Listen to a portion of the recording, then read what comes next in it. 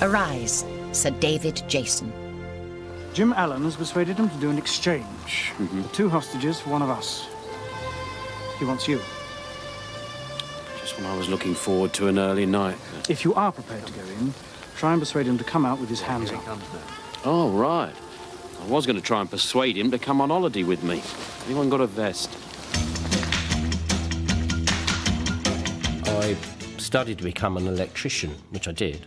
And during the course of this time, every night I would be rehearsing a play or appearing in a play for one group or another. So a lot of my youth was misspent, really, or, well, it wasn't misspent because it turned out to be fine, but I didn't get all the enjoyment that other lads were getting at that time because I was too busy acting. David's older brother, actor Arthur White, persuaded a theatre director to watch David in an amateur performance. And so 23-year-old David White became David Jason, and very soon found himself in demand for supporting comedy character roles, particularly in farce, which was to be his gateway to television. I was given this chance to make a children's comedy series called Do Not Adjust Your Set. They had the title, but they didn't have the show. So I roped in some chums from Oxbridge, Eric Idle, Terry Jones, who asked if he could bring his friend Michael Palin, and I said, I can't remember him, but all right. Then I thought, with those 3 aboard, I needed a contrast from the Oxbridge tone. So I was looking for more of a clown rather than an intellectual comedian. I was performing with Dick Emery. We were doing 3 farces for a summer season, and we were on the end of the pier. So my television career started because I was discovered on the end of a pier. I played this little character who didn't come on till just after the opening of the second half. He didn't come on, and he didn't come on, and I was looking at my programme thinking, I've come all this way. And it got to the opening of the second half, and I still hadn't appeared, and he thought, oh, you know, I can't stomach this much longer. I think I'll have to leave. And suddenly, there was this little man with a very pale face. He was only about 3 foot high, as far as I can remember, sharing a dilemma with us in a way that just made us laugh. And as an audience, we just started giggling. And we giggled and giggled until he did the next thing, and he was so in control of us. It was a very showy part, and that got me the audition in London with Humphrey for Do Not Adjust Your Set. This week's guest is David Jason. Next week's guest is David Jason. And the week after that, we've been lucky enough to get David Jason. Now, sir, what's your name? We never wrote it particularly thinking what should children watch or not watch. Our style, I suppose, was quite whimsical. It wasn't hard satirical stuff. You know, John Cleese and Graham Chapman were writing that separately for things like Last the 1948 show. Ours was whimsy. Now, David Jason is going to illustrate how to fall over.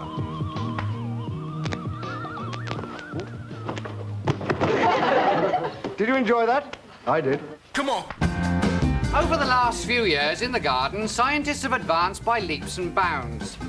Here you can see some scientists advancing by leaps and bounds. And again. And again. Have you ever had any failures with your hair restorer? No. Wait a minute, tell a lie. Only Lady Philippa Tidmouth. Oh, it didn't work on her? Oh, yes, it worked all right. She took a bath in it and turned into a gorilla. The boys wanted to use more adult material, and they felt they had a late-night show, and they were refused the late-night slot because they wanted to keep it in children's. And so eventually the boys went off and came back a year later doing Monty Python's Flying Circus with John Cleese. I mean, all that is history. I think David would like to have gone on with Mike and Terry and Eric after Do Not Adjust Your Set to the grown-up shows, if you like. But the whole thing about Python was that we were sort of writer-performers, and that seemed important at the time. But, you know, I mean, yeah, look back at what David's done. He would have been a fantastic asset to anyone, any group, anywhere. I was producing Ronnie Barker in a series called Hark at Barker. And there was a part for a 100-year-old gardener. You've done it now! So all right. It's only old Dithers. He's perfectly all right, look. And I said, well, I know who should play that, and I introduced David to Ronnie. Ronnie couldn't think of anybody who could play the part other than himself, and I think he desperately wanted to play it himself, really. And of course, I arrived, and I was like 27 going on 13, and Ronnie thought, oh, he didn't really think that I could possibly play the part. But when we did all the makeup and did the whole thing, Ronnie was kindly surprised. There you are, Dithers. What's the matter? Are you on the night shift or something? Ah! No? I got another, got nerve. Yeah? I got another, got a... I got... Yeah, I see it. Yes, really. What was he talking about, my lord? Don't ask me, Bit. I can't understand a damn word he says. That led to the beginning of my relationship with Ronnie Barker, because I was in awe of Ronnie Barker. He was, and still is, as far as I'm concerned, the greatest comedy actor that we had in the country. And to work with him was just fantastic. There's a certain sympathy between them, which perhaps relates more to musical tradition than to Footlights University tradition. Anyway, they really liked each other and have huge respect for each other, which produced a lot of fun as we went on.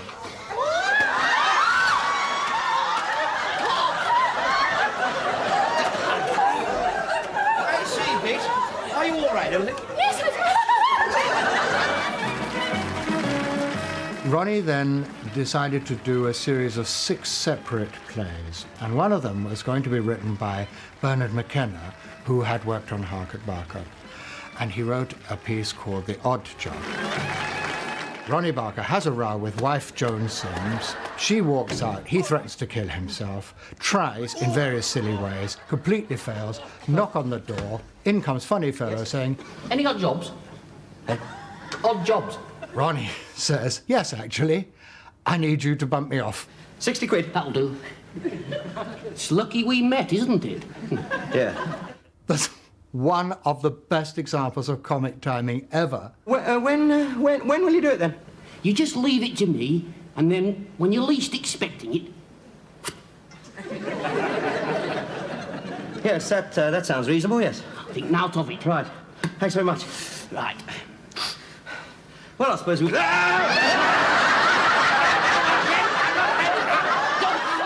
Humphrey had been a great influence in my career. He came to me with his script and said, look, I've got this script, what do you think of it? It was really very funny. It was just this mad spy, and he was so inept, he was even more inept than Inspector Clouseau.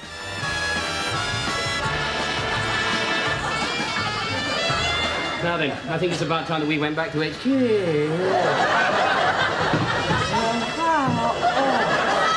It was very, very physical, again, which was an area that I really loved working in.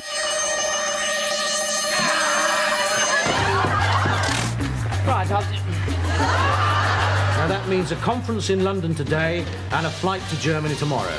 Germany?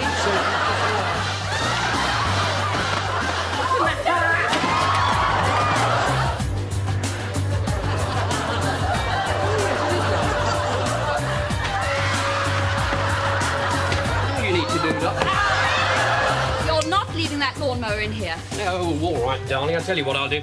I'll leave it in the kitchen, shall I?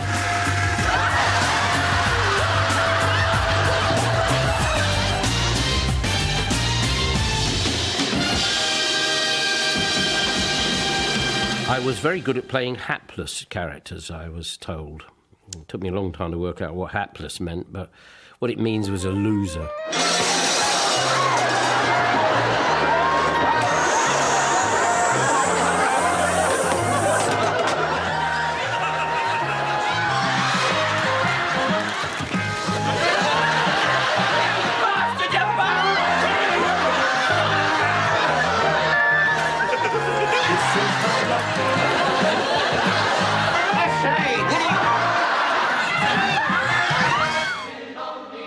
Aside from his skills as a physical comedian, producers were beginning to take notice of David's potential as a much more subtle actor. I'd been doing Fools and Horses at that time, and I was asked if I was interested in playing Scullin in Porthouse. I read the book, and I thought, this is just fantastic. I loved it. The Master and I have been discussing your future. What? You're not a young man. Your temper gets worse. Temper gets worse? Temper? What temper? We feel it would be in your best interest to seek other employment.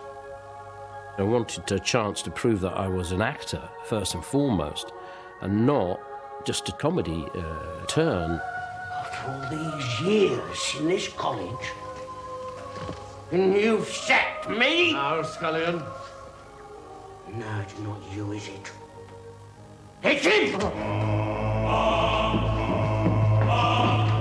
The Best Actor Award on television is won by David Jason for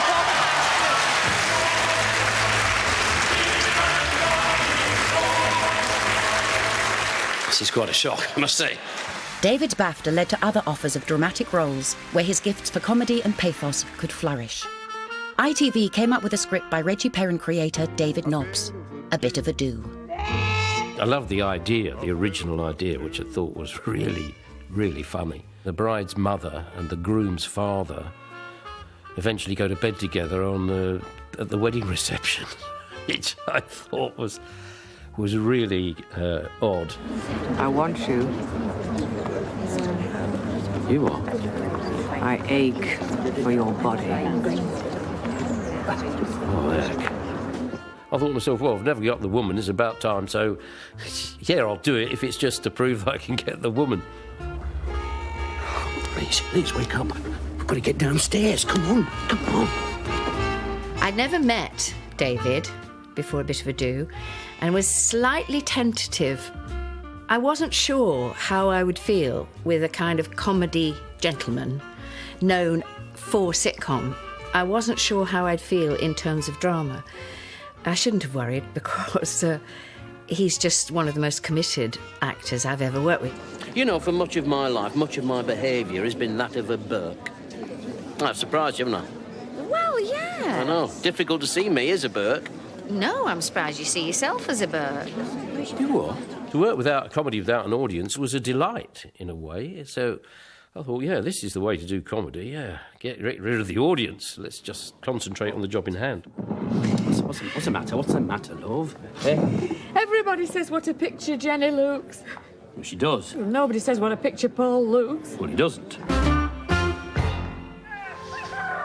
ITV capitalised on the massive success of A Bit of a Do with another David Jason comedy drama series, The Darling Buds of May. Mr. Charlton, I think we should raise a glass to our hostess. Here. Here's to Ma. To Ma. Cheers, Ma. I think everybody fell in love with the characters, and I fell in love with the fact that it was once upon a time. It was the sort of family that you all wanted. It was the little house in the country. It was the lifestyle that everybody dreams about. Where are you going? On the boat again? Might do. Might not get that far. Perfect. Well, it's perfect wherever you go. Darling Buds provided another ITV springboard for a stunning young unknown Welsh actress called Catherine Zeta-Jones. She was an instant hit with the public, and the series proved to be her ticket to Hollywood. Why won't you come strawberry picking? I've already explained. Won't you come? Yes. Come on, last one in, don't get no dinner. And I shall tickle the last one. Yeah. David's appeal is that wherever he is, if he's Jack Frost or Del Boy or Ted Simcock, there's someone you know in a different world, but doing that and being that. And I think that's where David's appeal is, that everybody can say, oh, God, I know somebody like him, and that's what they would do. Excuse me. Pervert. I just think he's one of the great comedians that we've produced over the last, my lifetime, really. A great character comedian, you know, as good as Hancock, but without the complications of Hancock. Perfect. So how does David view his own contribution to British entertainment? I'd like the audience to be the judge of that through my work. And whatever particular work that means to anybody, whether it's, you know, Darling Buds or Frost or Fools and Horses or some of my work on the stage, did you enjoy it? Because I certainly did. Charlie and Mariette. Charlie